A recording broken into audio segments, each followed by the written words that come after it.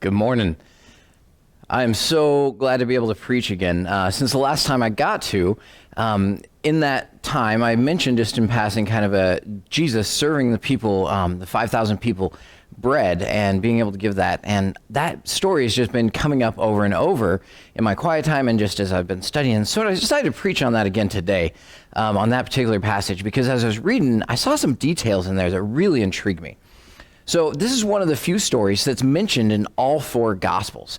There are four, Matthew, Mark, Luke, and John. The first three are often referred to as the Synoptic Gospels. That's just a fancy word that means that they're very parallel, they're very similar. They tell the same stories, they go from the same events and kind of in the same timeline, but they're written by three different people. And then there's John. Now, John's Gospel is shown to be written much later. He was much younger than the other disciples, and so as the other disciples were starting to pass away, John wrote his gospel, kind of saying, okay, here's the stories you know from the other gospels, but there needs to be other ones that I add to it that need to be spoken about.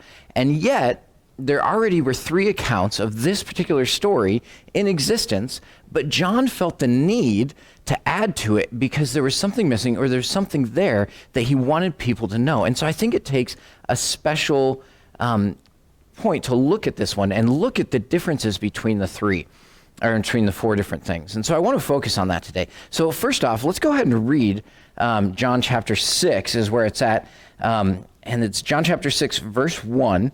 And like I said, this is a feeding of the 5,000. Now, in the other Gospels, they put the story right after he sends out his disciples to go and minister for the first time on their own. And they come back and they decide to kind of go to the mountain to escape and get some time to discuss what was happening. But the people follow them there. And so we're going to pick it up. John chapter 6, verse 1. It says, sometime after this, Jesus crossed to the far shore of the Sea of Galilee, that is, the Sea of Tiberias. And a great crowd of people followed him because they saw the signs that he performed by healing the sick. Then Jesus went up on the mountainside and he sat down with his disciples. The Jewish Passover festival was near. When Jesus looked up and he saw a great crowd coming towards him, he said to Philip, "Where shall we buy bread for these people to eat?" He asked this only to test him, for he already had in mind what he was going to do. Just to pause on this too, that's a very common thing for rabbis to do, would to just be constantly asking their disciples questions. Today we call this the Socratic method of teaching, basically asking, you know what the answer is, but trying to get your disciples or your students to go a certain way and figure out the problem or the issue on their own. And so this is a very common thing. And John points out this wasn't asking for advice from his disciples. He already knew exactly what he was going to do. But he wanted them to see it, and he wanted them, remember this, we're focused on the details here. He wanted them to come to a solution and see if they had the like-mindedness like he was trying to instill in them. All right, verse 7. Philip answered him, "It would take more than half a year's wages to buy enough bread for each one of these people to have a bite." Now, don't forget, he's not a scientist. He's not actually giving us a perfect measurement or unit. He's saying, this is an impossible task, Jesus. Now, another one of his disciples, Andrew, Simon Peter's brother, spoke up. "Here is a boy with 5 small barley loaves and 2 small fish, but how far will they go among so many?" Jesus said, "Have the people sit down." Now, notice he didn't answer their questions or give them anything. He just goes right on. He asked them, they deliver an answer, and then he just goes on. Okay, have the people sit down, verse 10. Jesus said, "Have the people sit down." There were plenty of grass in that place, and they sat down. About 5,000 men were there. And that's just the men, not counting the women and children. All right, so just a multitude of people. Verse 11, Jesus then took the loaves, he gave thanks, and he distributed them, those who were seated, as much as they wanted. He did the same with the fish. When they all had had enough to eat, he said to his disciples, "Gather the pieces that are left over. Let nothing be wasted." So they gathered them, and they filled 12 baskets with the pieces, 5 barley loaves left over. The pieces of the 5 barley loaves that were left over by those who had eaten. After the people saw the signs Jesus performed, they began to say, "Surely this is the prophet who has come into the world." Jesus, knowing they intended to make him king by force, withdrew again to the mountain by himself. So we see this story that has been taught down through the generations. If you grew up in church, you probably already had this memorized. I mean, the story is one, like I said, it's in all four Gospels.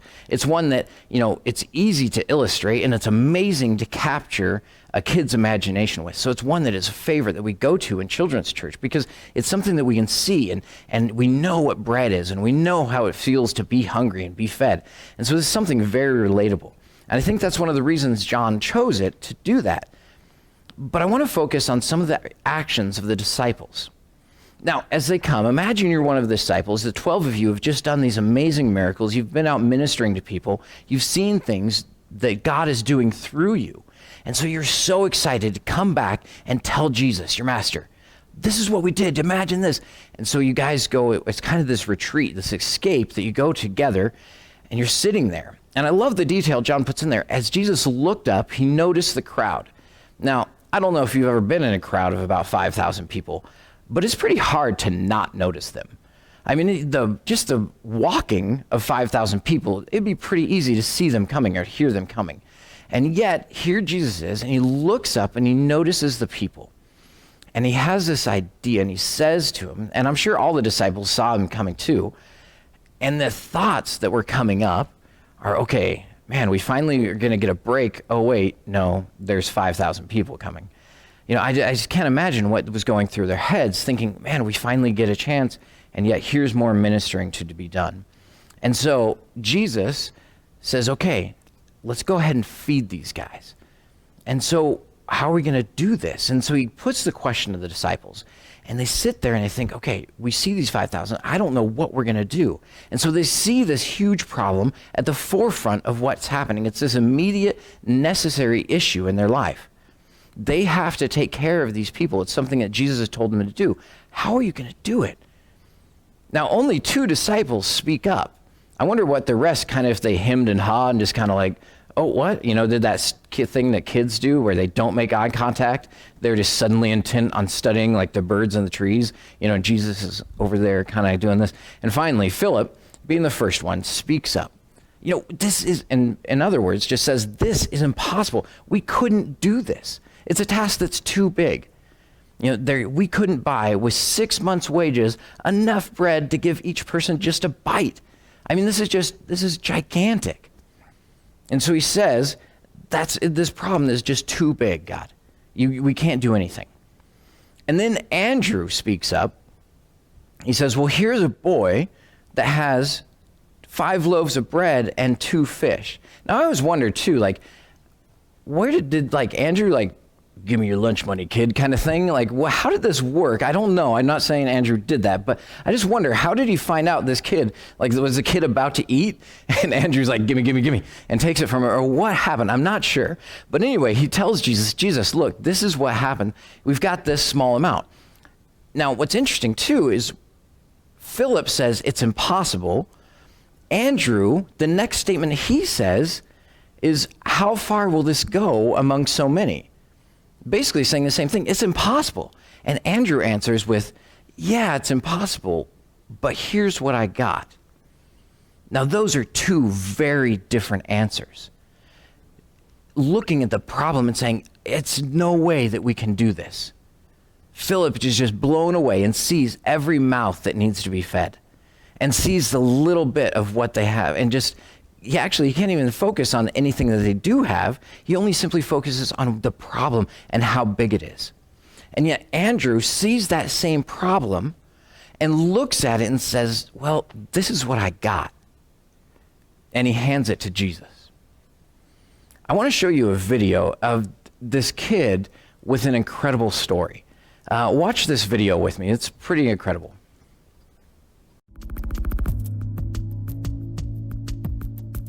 Basically, my whole life I'd had kind of the strong sense of justice where if someone was being mistreated or someone was knocked down on the playground, I want to go help them back up and then, see what I could do about the person who knocked them down. And that was just something that had been kind of built into me, not really trained into me, but I felt like I was born with that extra strong sense of justice. So, learning about slavery in school was really hard for me because I just got really, really angry about it, about the fact that, one group of people would think it was okay to own another group of people based on the color of their skin. And And that just blew my mind. And when I found out that, that there are more than 27 million people in slavery around the world today, I just kind of realized, wow, there's still something for me to do. I still can actually make an impact in the world. A quote from one of my favorite movies, Amazing Grace, William Pitt in this one clip says, "We are too young to realize that certain things are impossible, so we will do them anyway." And I think that was definitely my mentality at the time, where I just decided, you know what, this is an impossibly huge problem, and I'm not, so delusional that I think that I can end modern day slavery, but I know I can do something. So basically I talked to my friends, talked to the leaders at my school, the adults, and said, this is what I want to do. I want to raise money, loose change to end modern day slavery. And I started a campaign called Loose Change to Loosen Chains. It's an open source fund and awareness raising campaign for students. And basically, with the campaign, the students would take over the school or the church or wherever their community group is and speak to the group about modern day slavery and about the fact that these are kids our age and people your age who are in slavery, physically enslaved, being beaten, some little girls being forced to be prostitutes, just terrible, horrendous situations. But saying there's hope, there's something that we can do. And raising loose change, basically, because everyone has loose change. Nobody really wants it, and this is a good use for it. So, yeah, that's basically the premise. It's completely student-led, meant to empower my generation and kids, younger than me, like when I started the campaign, to realize that they can do something and to have a physical, literal impact on the suffering in the world. I remember the first Loose Change, Loosen Chains campaign we did, we broke the change counting machine at our bank probably 3 or 4 times. So each time we came in the door, they're kind of like, oh no, it's that kid again. There's buckets of change, which I'm okay with. But basically, get that change made into a cashier's check and send that check to one of 5 nonprofit organizations that we support that are physically freeing people from slavery around the world. And that money goes to pay for investigators, and they go in and document the case, and then take that evidence to the local police, raid the place where the people are being held, and get them out and arrest the bad guys, take them to court.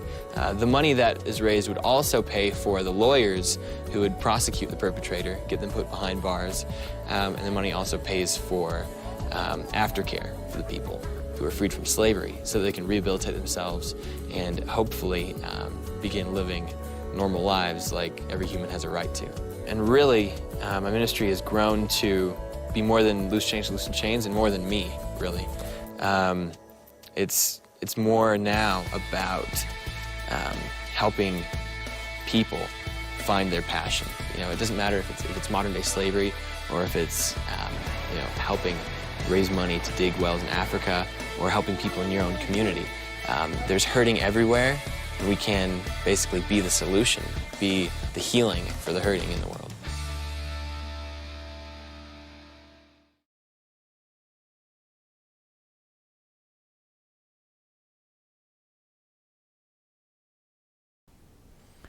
So that's the story of Zach Hunter.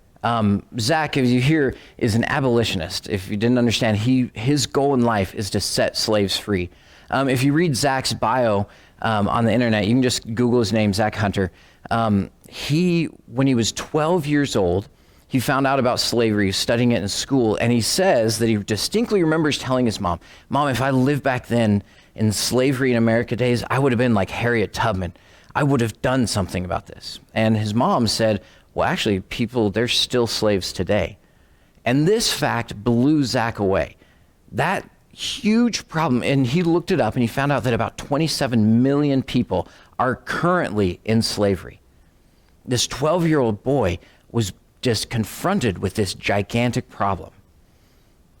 Now, he didn't go like Philip and go, "It's too big to do anything about." Instead, he took the route of Andrew and said, "That is a huge problem. Here's what I got." And he took his loose change, the change that he had, and decided to give it away.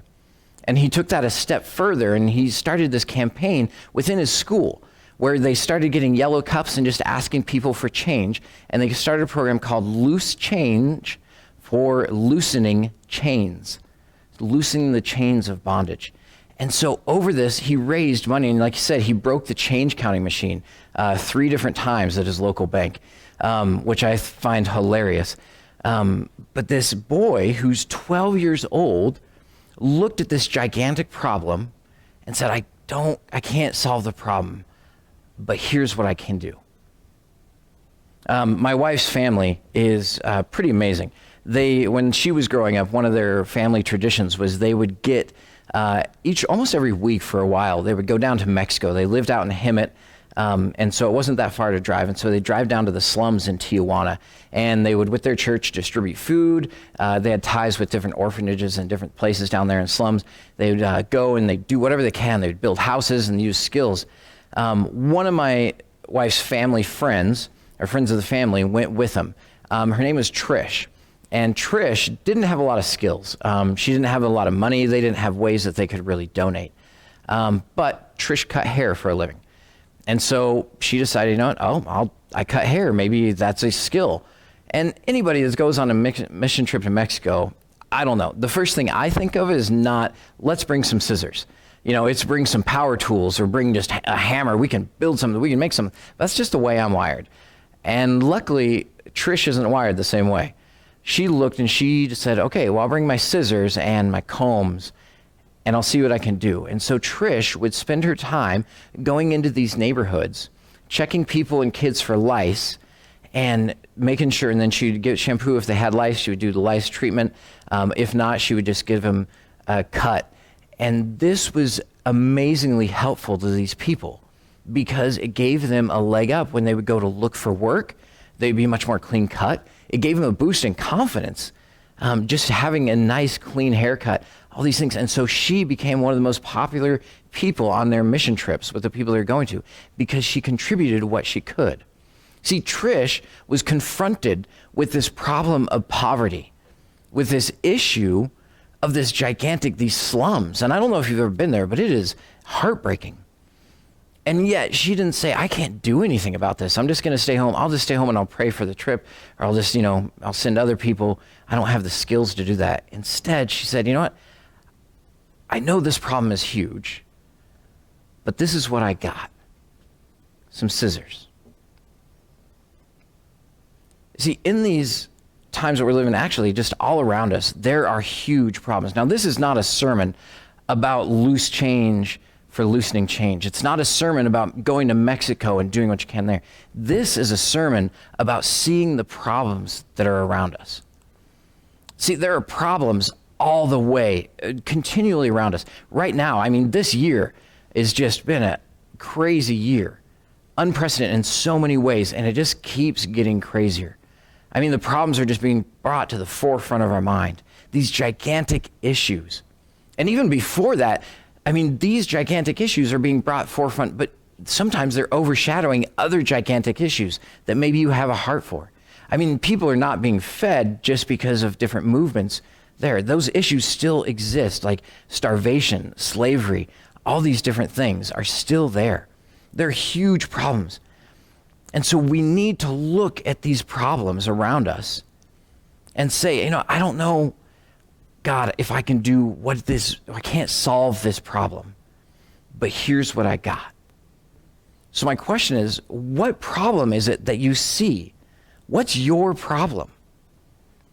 Maybe for you, though, you're focused, you've got your own issues, and so you're kind of just focused on what's going on in your life, and you can't have the time to spend thinking about those big things around you. And I get that. I've had those times in my life where I'm focused more on myself, and I can't do that. Just so you know, there's a term for that, and it's called selfishness. And it's a sin, and you need to stop. I know you do have issues. We all do. But God calls us to look outside of ourselves and focus on other things. And so that is what he is. So maybe for you, you've been self-focused and you've got issues on your own thing, or you've been so focused on yourself. It's time for you to open your eyes. And my heart, or my prayer for you is that God breaks your heart, or that he makes you so angry that you need to act and do something. Open our eyes, God, and let us do that. And so my question is, to you is, what's your problem? What is it that you see out in the world that needs to be solved? What is your 5,000 people that you need to go to and say, okay, here? So you have two responses. You can be like Philip and you can say, the problem is too big. Or you can be like Andrew, it's big, but this is what I've got. So maybe you're there and maybe you have this problem. There's this nagging thing where it breaks your heart to think about kids going hungry. Maybe it's for you, it's you can't believe that there are kids that don't have school supplies. Maybe for you, it's something that in other countries, this racism is happening, or these apartheids or different things, or in our own country. I don't know what your problem is, but God has put it in front of you and he gives you a heart for that issue. If there's something that's breaking your heart, if there's something that angers you about injustice or social injustice in the world, or about just different things, God has given you the heart for that. He's put that problem in front of you. So the question is, what is your 2 fish and 5 loaves? What is it that you have? Even though it may not seem like much, what is it that as you see that problem, you say, God, this is what I got? Now, the cool thing too is that Jesus never said to them, okay, now take those loaves and fish and figure something out. All he did is said, how are we going to do it? And once Andrew offered that up, he took it and said, okay, I got it from here. And so God is just waiting for us to say, the problem is big, but this is what I got. And then he will take it and go with it. And that is an amazing thing. And so maybe for you, you got your head in the sand and you need to find that problem that your heart needs to break for those people, or you need to be opened to something, an issue. If not, maybe you have that issue and your next step is to take and say, God, here, this is what I got. Or maybe you've done that and you've taken that little bit and you said, God, this is it. Maybe your next step is that you need to go, okay, hey guys, look what I did. Come do it with me and recruit other people.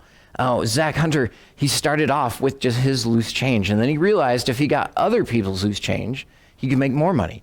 But then he realized if he got other people to get other people's loose change, then he could really start to make an impact. And so it's this snowball effect that is so amazing that happens. And that example I love that he set.